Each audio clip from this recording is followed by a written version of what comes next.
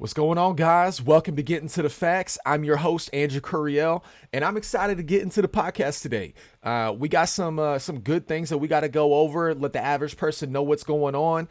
I know the average guy doesn't have enough time, or the average woman doesn't have enough time to really go into the details. I know I just find time because I like to make sure I'm informed, and now that I got this podcast going on, it gives me another reason to do it too. But I'm excited to get into it, guys. I want to make sure we educate as many people as we can, just when it comes to a lot of things. And in this video, we're going to be going into how much we should be coming together on making sure the government spends our taxpayer money the correct way, and also protects our money from inflation, which they've been doing a horrible job of as of late. So let's get into it, guys. We got a cool little article here that I mean, not really an article. It's a little calculator that I found. And it really just shows the disparity of where our money has gone in terms of inflation. $70,000. If you made $70,000 in 2007, you basically made $102,675 today. You were making six figures back in 2007, basically making $70,000 a year based on the buying power. Okay, so that means you had the buying power of somebody who made six figures if you made $70,000 a year in 2007. That is crazy to think that now, in order to have the same buying power as in 2007, making $70,000 a year, you have to make $102,000. Let that sink in for a little bit, guys. Like, this is why it's so bad. And I hated how not just my parents, but everybody that I ran into, their parents too, were just telling you, oh, don't worry about politics. You don't politics is just that's for people that don't have nothing going on in their life, and that they always trying to argue and all this stuff. Guys, 20, 30 years of our parents and grandparents and everybody else saying don't worry about politics has put us in this fucking position. Excuse my language. They've put us in this position. And we got to wake up. We got to wake up because this is unacceptable. That's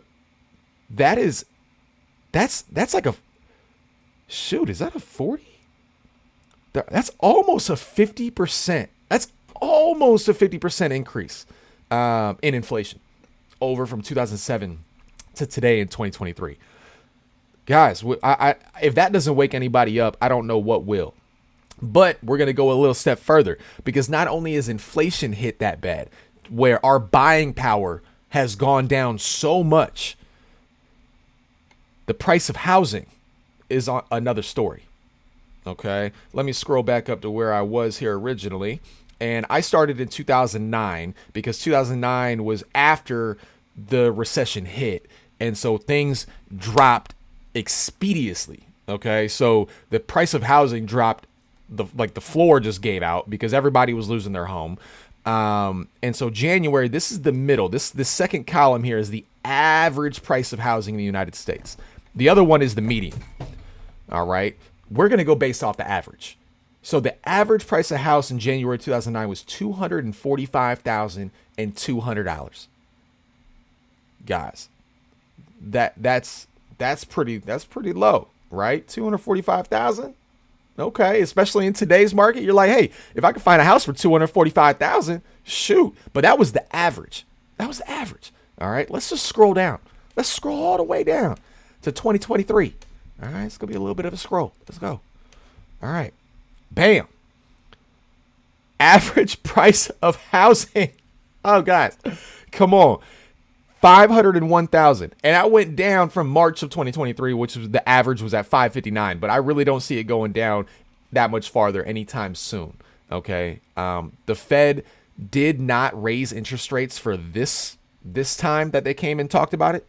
I don't think that they're stopping though. I think there's a couple more, quarter of a percentage point increases to that federal interest rate, and if that happens, the mortgage interest rate is going to keep climbing. Okay, but this is still crazy. And we're just going to go with 501,000. That's fine. 501,000. In January of 2009, you could buy, the average price of a home was 245. It is more than doubled. It has more than doubled. The price of housing has doubled. And let's go to the mortgage rates. Okay. Bam. Let's scroll all the way down or up to 2009. 5.04 was the average 30-year interest rate for a home in 2009. Okay. And they don't have 2023 yet because it's not done. It's going to be higher than what 2022 is. I can tell you that. But we'll go based off 2022. 5.34. So that's a what? That's a 0.30% higher interest rate in today's climate. And on top of that, the price of housing is doubled. Guys, we're reaching the 1980s levels of the inability to be able to buy a home. Okay. It's concerning. I bought my house in April of 2020, right before the pandemic hit, or actually, it hit, but I was already pre-qualified and I already had the ball moving before, March of 2020. So I was able to lock in my house, thank God. But I was able to buy a 2-story, 2,200 square foot home in Arizona, and I was making $73,000 a year that year. That's a decent middle class salary. I wouldn't even say it's decent. I would say that's on the low end of middle class. You know what I mean? And I was still able to buy a good quality home, And it worries me because I'm only 30. I'm not old yet. I hit my first tier of feeling old, but I'm not old yet. But it worries me because my generation and the generations after me, they can't buy a house unless you're making well over 6 figures. In today's climate, you have to make $125,000 a year to even qualify for just a okay house. We're not talking a 2-story, 2,200 square foot home. We're talking like a 1,500 square foot, 3-bed, 2-bath, single-story house. Guys, I don't know about you, but I don't know too many first-time home buyers that are making over $100,000 a year. I just don't. And if we keep going down this path, that's why we're in this area right now of so many people just not really caring about advancing themselves and advancing their careers and doing anything like that. They're like, why? What's the point? I'm never going to be able to buy a house anyway. The average income in the United States right now is about $50,000 to $55,000 a year. $50,000 to $55,000. In order to qualify in Arizona, at least, in order to qualify for a 2-bed apartment, a decent apartment, you have to prove that you're making like $65,000 a year. So you have to prove that you're making $10,000 over what the average income is on a yearly basis in the United States. Guys, we gotta wake up. If this type of stuff doesn't wake you up to pay more attention to what's going on politics wise and who we're actually electing, I don't know what will.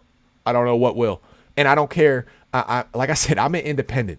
Okay. This should make the Democratic side or the Republican side come together on something.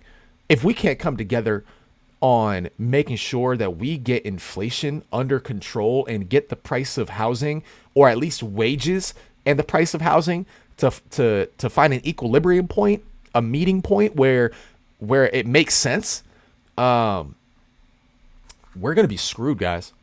We're going to be so screwed. And I don't think that we really understand, like, oh, well, we're working on wages going up. The minimum wage has increased so much since 2007. I'm like, shut up. Okay, shut up. The minimum wage does nothing when it comes to the person able to buy a home. Because in order to buy a home, and no matter what economic climate that we're in, you have to have a middle class income. You have to make middle class income. And all they're doing is increasing the minimum wage, which when you increase the minimum wage, okay, great for the person getting their foot in the door, the 16, 18-year-old working at McDonald's, ooh, yay, they get the increase. But the person that's middle class, they're not getting a raise. They're not getting anything. So it's just bringing down the overall middle class income while increasing the shitty jobs, which nobody should want to stay there anyway. Those should be building block jobs. Those should be jobs for teenagers and young adults that are getting through college.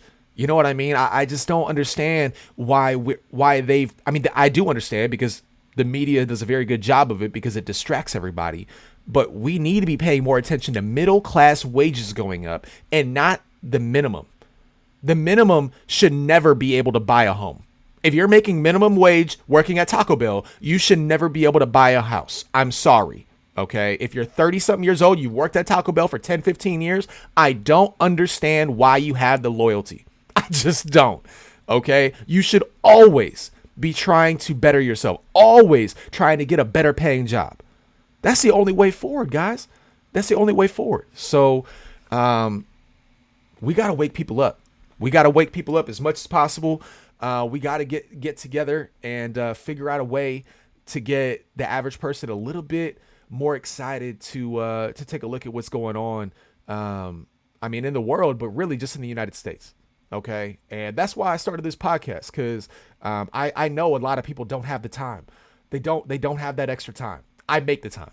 Okay, I make the time. I could easily be going golfing right now, or I could be in the gym, or I could be doing some other stuff. But I really think that me starting this podcast is important, because we just need more voices like this, speaking to the average person and showing them just the numbers that we were going over here when it comes to inflation, mortgage rates, price of housing over the last 15 years.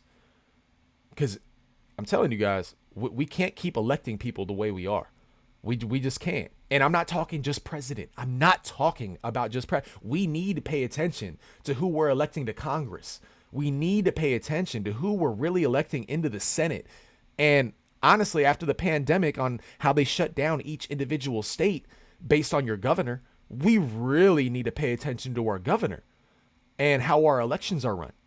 So, I'm excited to get this podcast going, guys. This is the first episode. We're gonna keep it going, and I'm not gonna be doing no video edits. I want this real. I want this as raw as I can for you guys, and we're just gonna keep getting to the facts and keep trying to broaden the horizons of everybody that just don't have the time to do the research.